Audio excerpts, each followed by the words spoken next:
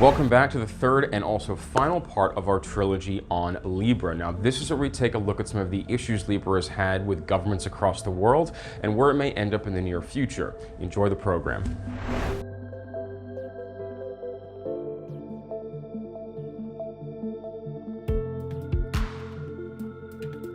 For this segment, I wanted to give you a breakdown on who some of the winners and losers may be to come out of the launch of Libra.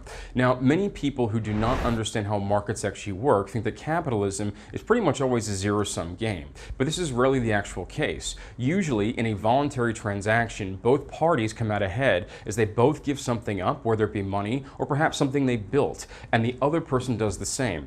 This way, they both get what they want. When it comes to Libra, we may see a lot of this too.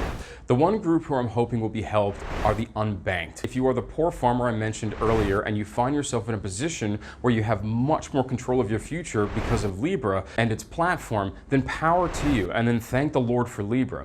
The other big winner here, of course, will be Facebook. Now, as I mentioned before, Facebook has over 2.4 billion users. Now, in the last few years, Facebook has done a lot of work turning Facebook into a platform that's a great marketplace for business. There are entire businesses, and not just small ones necessarily, that do all of their marketing through Facebook ads. Now consider this scenario. Whether you're based in Mumbai, Sydney, London, or San Francisco, if you're running a business on Facebook, most of your transactions are now going to be done in Libra, whether it be buying supplies from a supplier or selling your product to the open marketplace. But then you have to market your actual product. Over 3 million businesses across the globe already use Facebook ads, and now it'll be one click quicker to use Libra to pay for online advertising. Now this is where I think Facebook will make billions upon billions in the years to come. They will have streamlined the process where many different businesses and business owners will be silly not to use Facebook ads, and they'll probably pay for it all using Libra. Now, who are the losers? That's a bit harder to pin down at this stage. Now, some people have speculated that other cryptocurrencies like Bitcoin or perhaps Ethereum will fall into obscurity, if for no other reason because Bitcoin can only handle about 7 transactions in a single second, where Libra is saying they will be able to handle closer to 1,000 per second at the time of launch. The other loser or losers may be other companies that are trying to bring out a similar type of currency. If Libra is successful in the first year or so after launch, it will be hard for other companies to compete for some time, especially as Libra already has the billions of users via Facebook who will be using Libra as a natural next step. One of the major roadblocks with Libra has been governments across the world. The most famous case of this has been the US government that has been less than positive when it comes to the actual Libra project. But they're not alone in this regard. Only days before recording this video, 5 European member nations were looking into blocking Libra into their respective nations. And this is likely to continue for a few reasons. The first reason is just a healthy distrust of Facebook. It was not long ago when Mark Zuckerberg had to testify in front of the US Congress to discuss the privacy issues when it comes to using Facebook as a platform.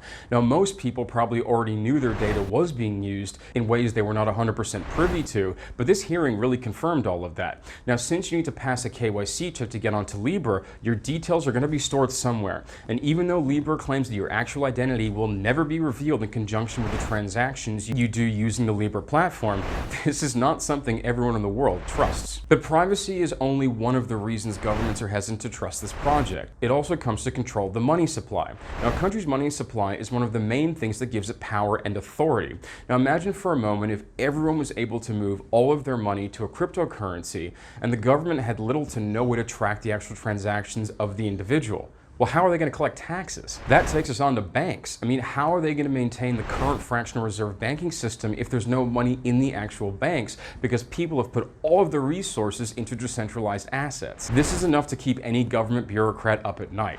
And because of this, we do not know if the US government and other governments across the globe will come to the party on Libra or any projects like it anytime soon. It's always been quite difficult to make predictions, especially about the future. But since we're here and we're talking about Libra and it affects all of our collective futures, let's think a bit about what may be on the hill in front of us. First up, Libra is more than likely to actually launch in 2020.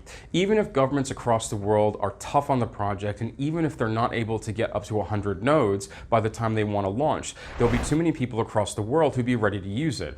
Also, because of Facebook ads, Facebook stands to make way too much money to shelve a project like Libra.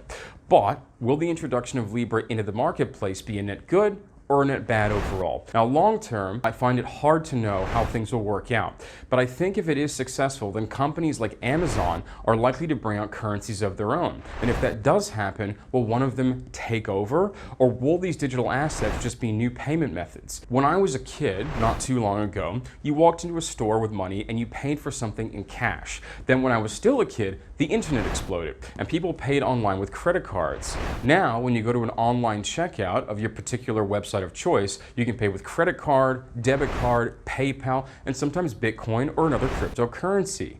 Maybe Libra will just become that, another payment system, another payment method that we all have access to. But I guess only time will tell on that. Anyway, I hope you've all gotten something positive out of this breakdown of the Libra project, and if you have any other questions, please leave them in the comments section below. For Crypto Global News, I'm Edward. Until next time, you take it easy.